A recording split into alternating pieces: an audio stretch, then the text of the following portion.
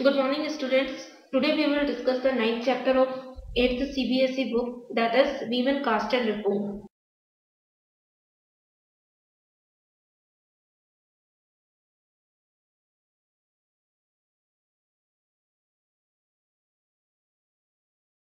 This is the second video of this chapter.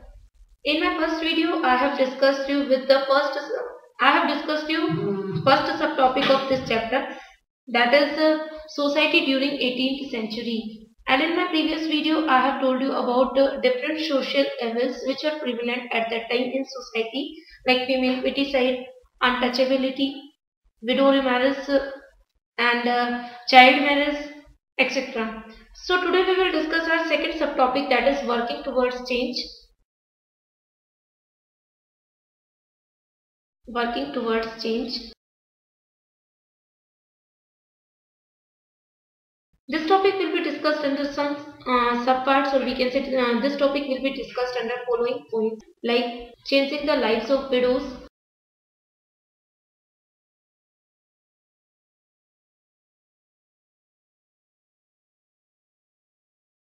the second is girls begin going to schools,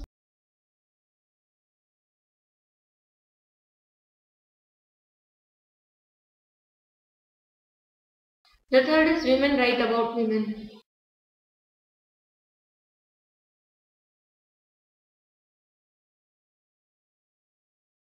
From the early 19th century, we find debates and discussions about social customs and practices taking on a new character. One important reason for this was the development of new forms of communication, because for the first time books, newspapers, magazines, leaflets and pamphlets were printed at that time, and these means of communication were far cheaper and far more accessible. These were far cheaper and far more accessible than the manuscripts. Therefore, ordinary people could read these, and many of them could write and express their ideas in their own languages, as Raja Ram Mohan Roy wrote in Sambad Kaumudi. These debates were often initiated by Indian reformers and reform groups. Among these reformers, we can include Raja Ram Mohan Roy, Dayanand Saraswati, Ishwar Chandra Vidyasagar, and various other reformers also. The very first reformer is Raja Ram Mohan Roy. At first, we will see the two reasons for this reform. The first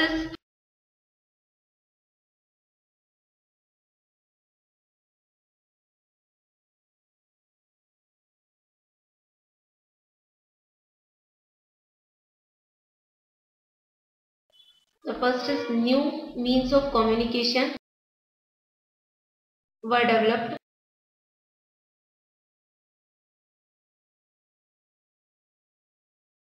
like newspapers, magazines, leaflets, pamphlets. And the second thing, these were far cheaper and far accessible. Now we will discuss the contribution of Raja Ram Mohan Roy to change the lives of widows and to change the society. The first is Raja Ram Mohan Roy.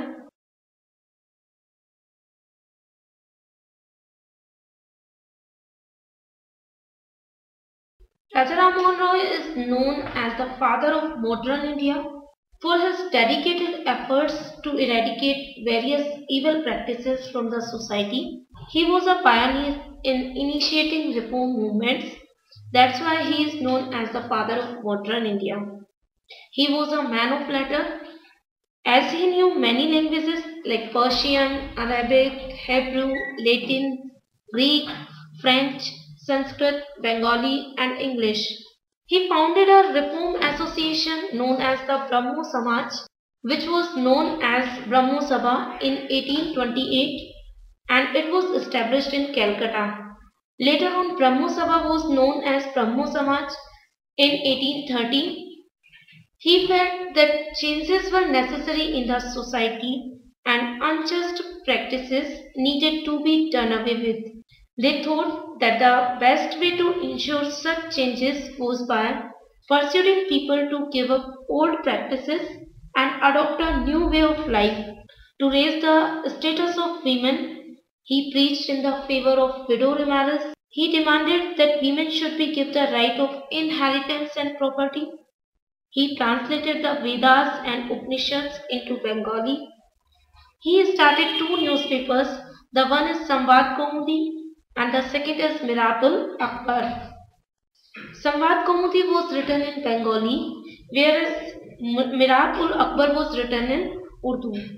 In 1829, with the efforts of Raja Ram Mohan Roy, Sati system was banned by William Bentinck, and the strategy which adopted by Raja Ram Mohan Roy was superb and followed by later reformers as well.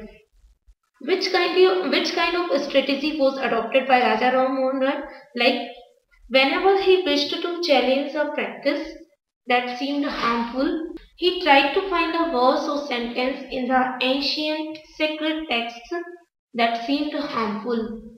He tried to find a verse or sentence in the ancient sacred text that supported his point of view.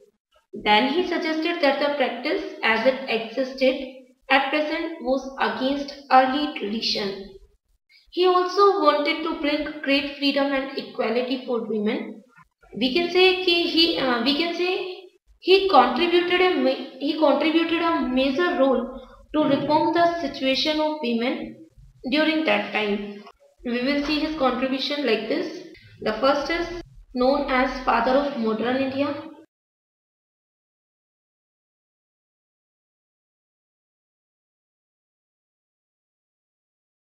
This is the picture of Raja Ram Mohan Roy.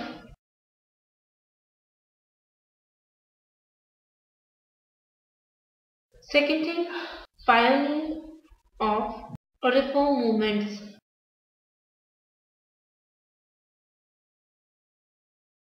The third is he was a man of letters. Why did he know? Why was he known as man of letters? Because he knew many languages like Greek, Bengali, French, Sanskrit, Latin, Arabic, Persian, Hebrew, and English. Established Brahmo Sabha.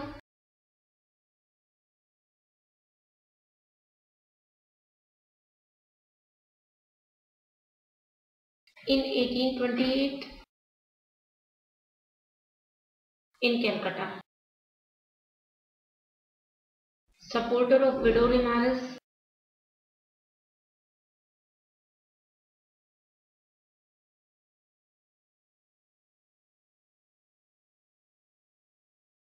Demanded to give right to property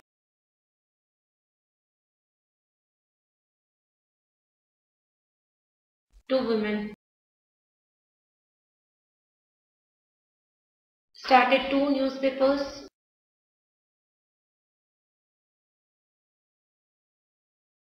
The first is Samvad Kaumudi.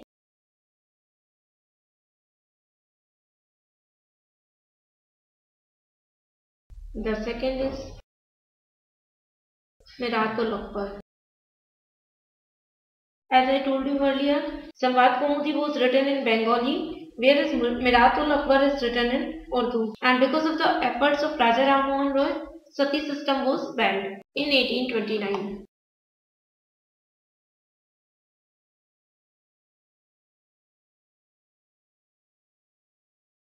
Thus we can see he played a very important role in the reform of society.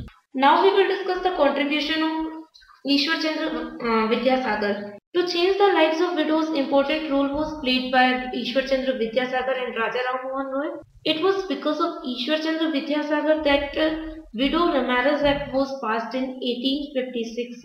He also used ancient texts to suggest that widow could remarry. By the second half of the 19th century, the movement in favor of widow remarriage spread to other parts of the country. In the Telugu-speaking areas of Madras Presidency, Veeraselingam Pentulu formed an association, whereas in Bombay, young intellectuals and reformers worked for the same cause. In northern part of India, Swami Dayanand Saraswati, who established Arya Samaj in 1875, also supported widow remarriage.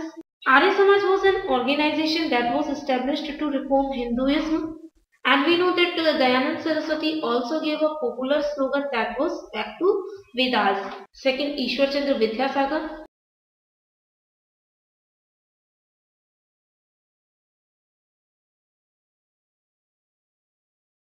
supported widow remarriage, and because of his efforts, Widow Remarriage Act was passed in 1856.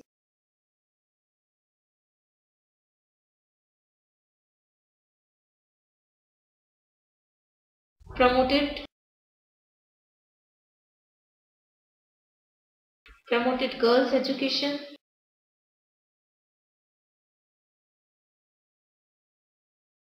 This is the picture of Ishwar Chandra Vidyasagar. The third is other reformers.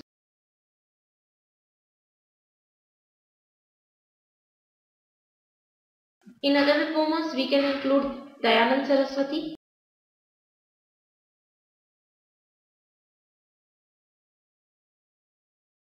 established Arya Samaj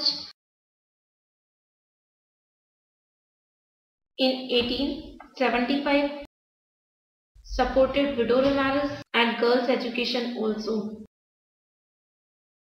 Widow remarriage and girls' education. And girls' education, like as I have told you earlier, in Telugu speaking areas,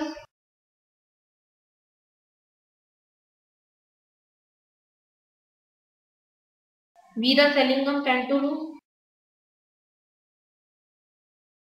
also supported widow remarriage. Now we will discuss the second subtopic, that is girls begin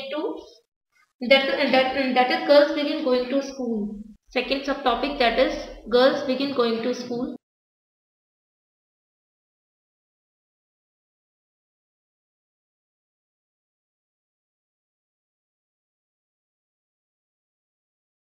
In previous subpart, we have discussed about the widow remarriage system. Yet the number of widows who actually remarried remained low. Those who married were not easily accepted in society, and conservatives or orthodox groups, and they continued to oppose the new law. Now we will discuss the second subtopic, that is girls begin going to school. At that time, many of the reformers felt that education for girls was necessary in order to improve the condition of women. That's why they also contributed in this field. Like Vidyasagar opened 35 schools in Calcutta and other areas, whereas other reformers set up schools in Bombay.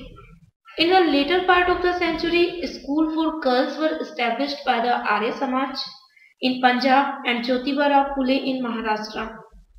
When the first schools were opened in mid-19th century, many people were afraid of them. They were not willing to send their girls to schools. Why? The first reason behind this was they feared that the schools would take girls away from home. It would prevent them from doing their domestic work, their domestic duties. Second thing, girls had to travel through public places in order to reach schools. Many people felt that this would have a corrupting influence on them. The third reason, they felt that girls should stay away from public spaces. That's why in 19th century, most educated women were taught at home by liberal fathers or husbands.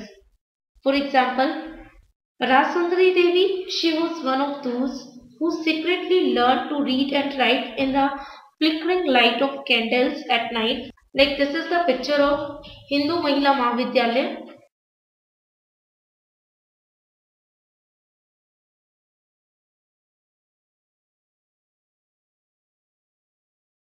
This Mahavidyalaya was established in 1875. When girls' schools were first set up in the 19th century, It was generally believed that the curriculum for girls ought to be less taxing than that for boys. The Hindu Mahila Mahavidyalaya was one of the first institutions to provide girls with the kind of learning that was usual for boys at the time. At first, we will see the reasons why the people were not willing to send their girls to school.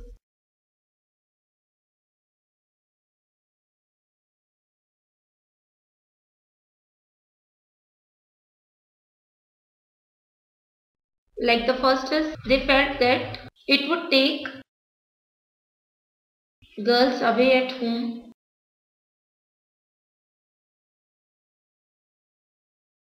Girls away from home. Second reason, prevent them from doing domestic work. Third reason, they felt that girls should stay away from public places.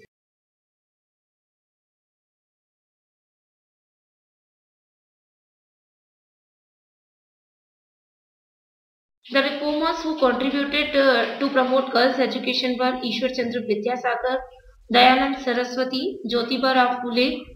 Like Ishwar Chandra Vidyasagar established 35 schools.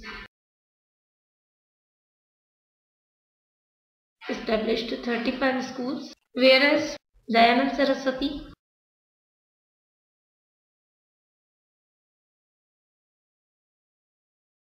established schools in Punjab, and Jyotiba Rao Phule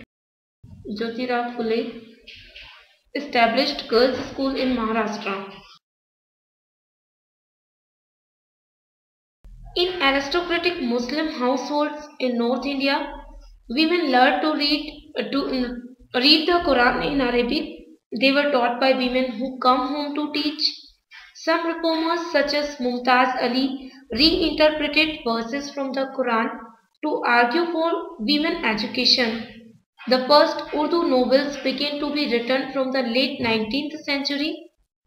Amongst other things, these were meant to encourage women to read about religion and domestic management in a language they could understand, like Muslim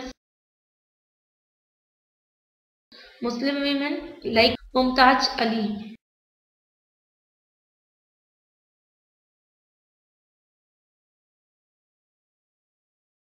Reinterpreted verses from the Quran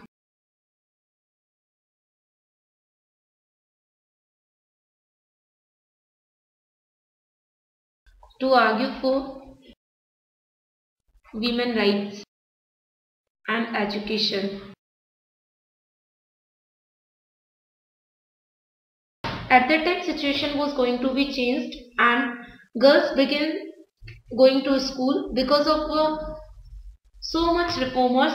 And the third subtopic of this part, women right about women, and the last topic of this chapter, that was caste and social reform, will be discussed in third video.